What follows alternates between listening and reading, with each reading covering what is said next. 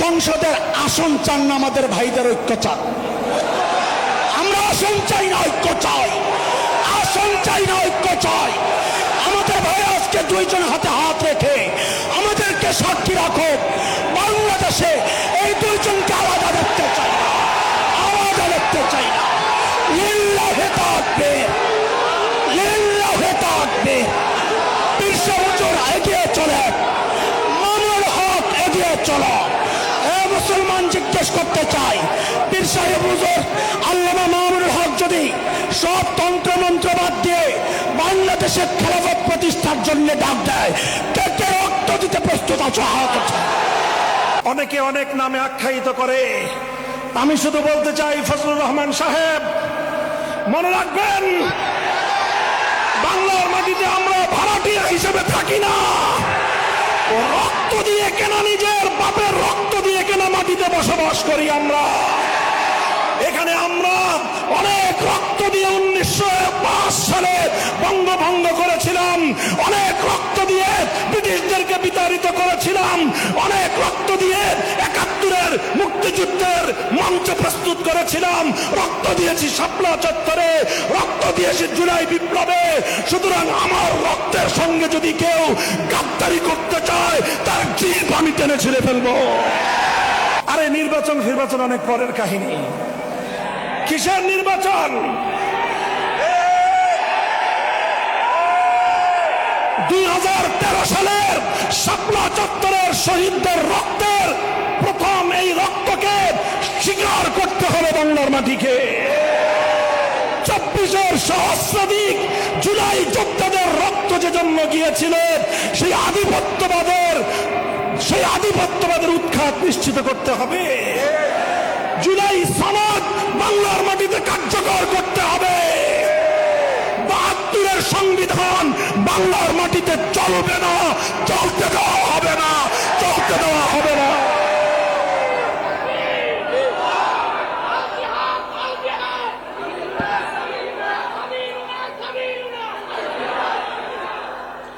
কাজেই আমি বাংলাদেশের সকল রাজনৈতিক পক্ষগুলোকে পরিষ্কার ভাষায় আমাদের বার্তা স্পষ্ট ভাষায় দিয়ে দিচ্ছি, 72 আর 24-এর যে সংঘাত, ওই সংঘাতে আমাদের আপোষ করার কোনো সুযোগ নাই।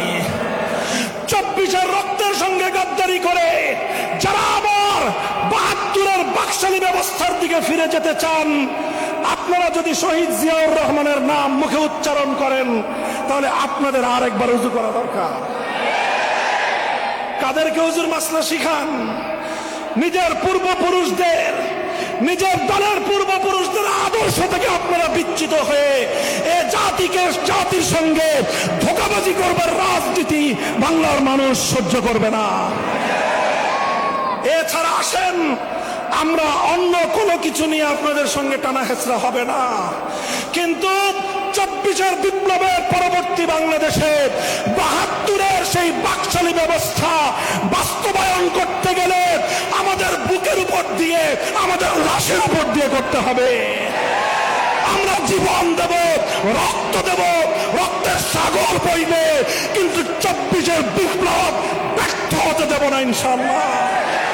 বাংলাদেশে আর সেই সকল স্বৈরাচারীদের ভাস্কর্য নামক মূর্তি স্থাপন হতে দেওয়া হবে না। সেই সঙ্গে এটাও বলে দেই, জুলাই যোদ্ধাদের নামে অথবা আমাদের মহান শহীদদের জন্য রাষ্ট্রীয় ব্যবস্থাপনায়, রাষ্ট্রীয় স্থাপনায় ভাস্কর্য নির্মাণ করবার বিপজ্জনক খেলা কেউ খেলবার চেষ্টা করবেন না।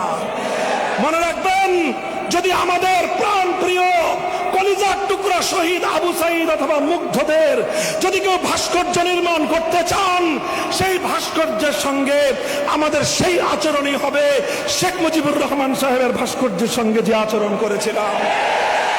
অথবা কেউ যদি শহীদ প্রেসিডেন্ট জিয়াউর রহমানের নামে কোন ভাস্কর্য রাষ্ট্রীয় স্থাপনায় বসাতে চান, সে ভাস্কর্য জীবন দিয়ে প্রতিহত করব, ভেঙে গুড়িয়ে দেব।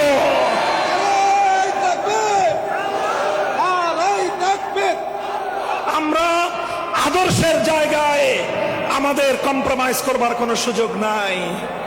ক্ষমতা নিতে চান নিয়ে নেন, সংসদ নিতে চান অতটা আমরা আপত্তি করব না, কিন্তু আমাদের আদর্শের জায়গায় হাত দিলে হাত সহি সালেম বাড়িতে ফিরতে পারবেন না ইনশাল্লাহ। হ্যাঁ, জিন্দা আছেন তো? মাথায় কাফনের কাপড় বাঁধো, আবার জুলাইয়ের চেতনায় উজ্জীবিত হও, আবার স্বপ্নর হাতিয়ার নিয়ে মাঠে নামতে হবে, মাঠে নামতে হবে, মাঠে নামতে হবে।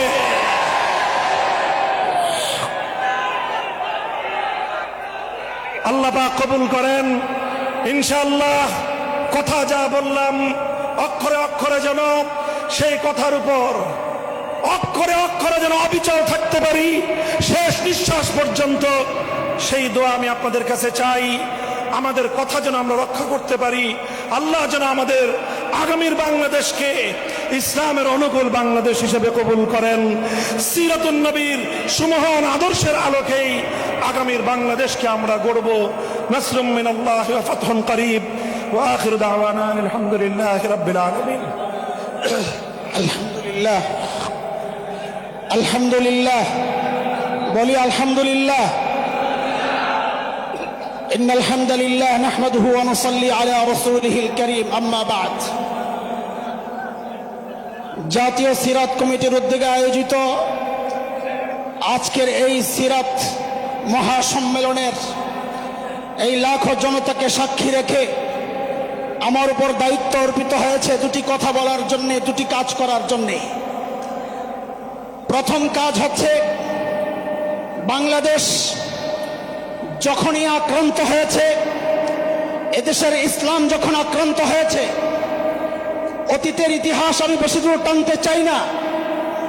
খুব শিগগির যেই সমস্ত মনীষীদেরকে আমরা দেখেছি, শেখুল হাদিস আল্লামা আজিজুল হক রহমতুল্লাহ আলাই, মুফতি ফজলুল হক আমিনী রহমতুল্লাহ আলাই, হযরত পীর সাহেব চরমনাই রহমতুল্লাহ আলাইকে দেখেছি ময়দানে নামতে, একসাথে কাঁধে কাঁধ মিলিয়ে হাতে হাত রেখে আন্দোলন করতে। বর্তমান সময়ে আমরা কিছু ফিতনা দেখছি। সিরাতুন নবীর দাবি হচ্ছে আমার নবী সর্বশেষ নবী, আমার নবী সারা দুনিয়ার নবী, আমার নবী সমস্ত ধর্মের নবী। সুতরাং বাংলাদেশে অন্য কোনো ধর্মের প্রচার চলতে পারে না। বাংলাদেশে কাদিয়ানীদের খতমে নবুয়তের শত্রুদের কোনো কাজ কর্ম চলতে পারে না। আমরা আপনাদের পূর্বপুরুষকে নায়ক হিসাবে দেখেছি। আপনাদেরকে 2013-তে ব্লগারদের বিরুদ্ধে, আল্লাহর নবীর দুশমনদের বিরুদ্ধে রক্ত দিতে দেখেছি। 24-এর গণ আন্দোলনে রক্ত দিতে দেখেছি। দাদা বাবুদের উৎপাত থেকে এই দেশকে মুক্তি দেওয়ার জন্য আপনাদেরকে রাজপথে দেখেছি। আমরা নতুন এক সমস্যায় পড়েছি, সেটা হচ্ছে দাতা গোষ্ঠীর এক নতুন সমস্যা। যারা বাংলাদেশের মানচিত্র টুকরা করতে চায়, যারা বাংলাদেশকে খ্রিস্টান রাজ্য বানাতে চায়, যারা বাংলাদেশে LGBT2-কে প্রতিষ্ঠা করতে চায়, পশ্চিমা কালচার প্রতিষ্ঠা করতে চায়, এই জায়গায় আগের মতো আপনাদেরকে নায়ক দেখতে চাই না, একসাথে আপনাদেরকে মহানায়কের ভূমিকায় দেখতে চায়। আমি আপনাদের কাছে জিজ্ঞেস করি, আপনারা সংসদের আসন চান না আমাদের ভাইদের ঐক্য চান? আমরা আসন চাই না, ঐক্য চাই। আসন চাই না, ঐক্য চাই। আমাদের ভাই আজকে দুইজন হাতে হাত রেখে আমাদেরকে সাক্ষী রাখো, বাংলাদেশে এই দুইজনকে আলাদা দেখতে চাই না, আলাদা দেখতে চাই না। লিল্লাহি তাকবীর, লিল্লাহি তাকবীর। পীর সাহেব হুজুর এগিয়ে চলে, মামুনুল হক এগিয়ে চলো। মুসলমান জিজ্ঞেস করতে চাই, পীর সাহেব হুজুর আল্লামা মামুনুল হক যদি সব তন্ত্র মন্ত্র বাদ দিয়ে বাংলাদেশের খেলাফত প্রতিষ্ঠার জন্য ডাক দেয়, কে কে রক্ত দিতে প্রস্তুত আছো? হাত আছে। আল্লাহ আমাদের ভাইদের ঐক্য কবুল করে। আরে বলেন আমি, আমরা বিচ্ছিন্ন দেখতে চাই না।